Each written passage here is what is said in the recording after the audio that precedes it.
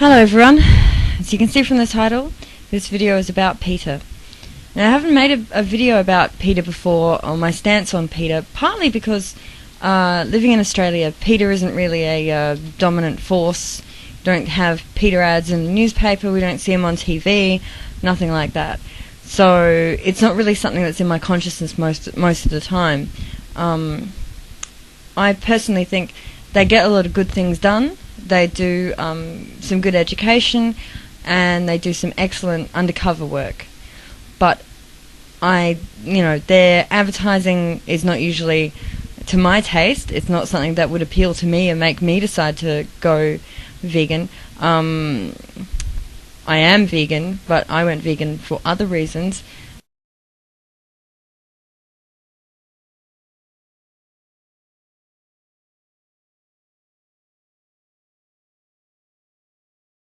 And had PeTA been my first exposure to veganism, I'm not sure if it would have done it for me.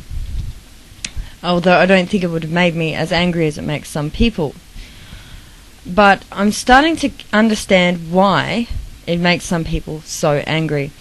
And the reason is, I received a very angry comment. Sometimes, I don't make videos criticizing meat eaters or anything like that. Most of my videos are actually about explaining some of the misconceptions people have about veganism, or refuting claims made against vegans. So they're more about what veganism is than having a go at people for eating meat, if that makes sense. So even though this person was insulting me and being very unreasonable themselves, I decided to be reasonable anyway. This is why should I change in response to other people? Anyhow, turns out in the end we kind of reached a resolution, and the reason he was so angry in the first place was because of a PeTA ad that had been inspired by this event. Okay, so this is from BBC News on the 6th of August. Bus murder suspect says, "Kill me." A man accused of beheading a fellow bus passenger in Canada has pleaded, "Please kill me," as he was asked by a judge if he wanted a lawyer. Vince Wei-Gung Lee has been ordered by the court to undergo psychiatric tests. Mr. Lee, 40, is accused of second-degree murder after he allegedly stabbed and decapitated a 22-year-old man on a Greyhound bus on the 31st of July. A prosecutor told the court that Mr. Lee was seen eating pieces of his victim and had body parts found in his pocket. Tuesday's court hearing in Manitoba had early been adjourned to give Mr. Lee time to consult a lawyer.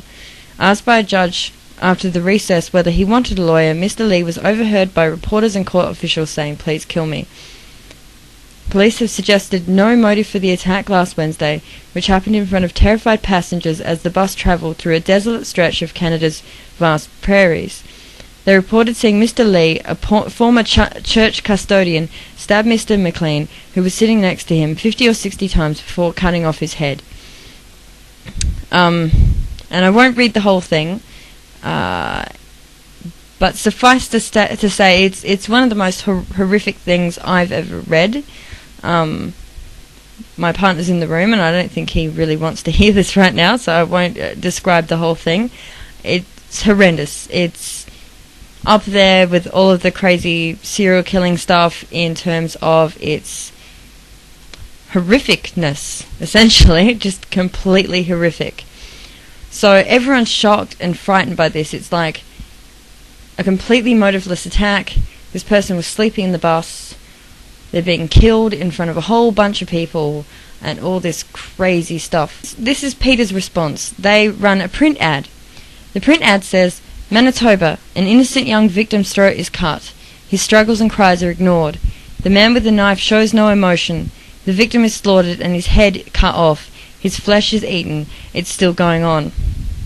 So that's in big writing, and then underneath it says, "Right now, this exact scenario is a reality for many. They are sensitive, they value their lives, they see what is happening, they cannot run away, and they often suffer greatly, yet are being killed for nothing more than a fleeting taste of their flesh. Non-violence can begin at breakfast with what we eat. For our free vegetarian starter kit, visit goveg.com. Okay, so obviously, being a vegan, I understand where they're coming from.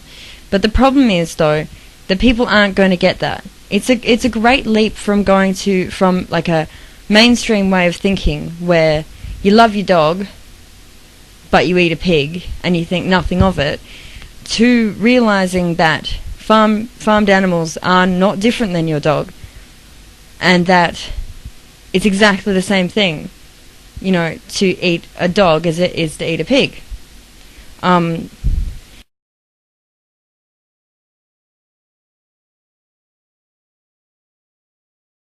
It's not something that people are going to understand just by reading that, and people will get very offended and upset. And then what happens is that people think, because it seems like a really crazy thing to make a correlation between that guy being horrendously killed in front of a whole bunch of people and it freaking a whole nation out, and someone eating a pork sandwich. It seems insane. People who haven't already made that leap in most circumstances are not going to get that. So what happens from that is that people get upset, they get offended, they get angry, and they're less likely to consider veganism because they think that we're a bunch of insane fascist fanatics, which isn't a true picture of what most vegans are like. So this really makes me angry, and I just really want to reinforce the fact that PeTA is not veganism. Just because you read something in a PeTA ad, you see something on their website, it doesn't mean that me as an individual vegan, or anyone else on here as an individual person who practices a vegan lifestyle, thinks that same thing. Or it's not a cult. It's not like a cult of which PeTA is the leader.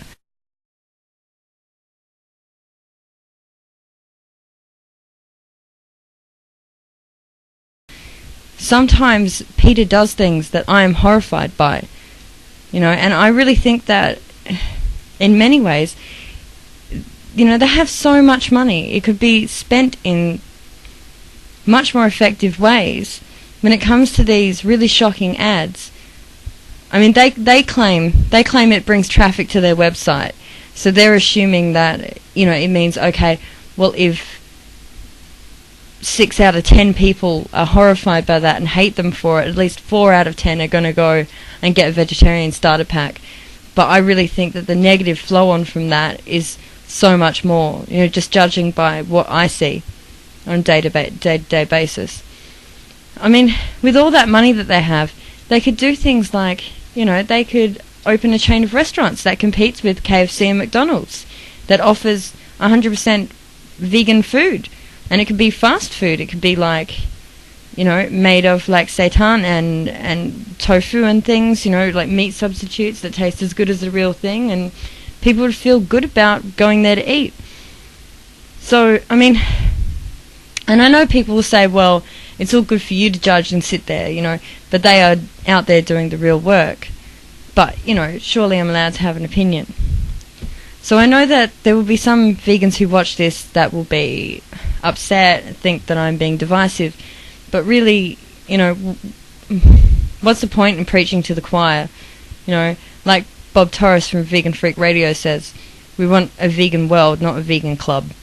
So anyway, I hope you enjoyed this, and that it inspires some intelligent conversation. Any ridiculous mudslinging will be removed, so don't frickin' bother.